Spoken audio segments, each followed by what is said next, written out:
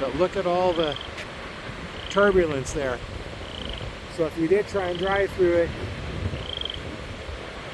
and I live right up over there, right behind the trees.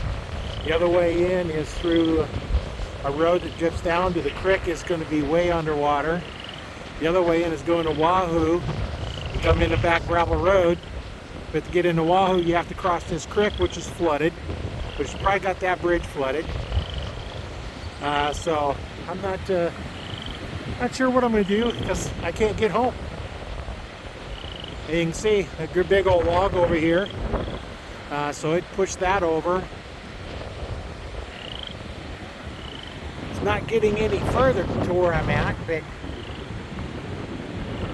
you can see that's the creek over there. The one report I said it's at 25 and a half or 25.2 feet, 0.2 feet, which is 4 foot over flood stage. And I can definitely tell it's definitely 4 foot over. So that's where we're at. I'm not sure what I'll do. I'll figure out something.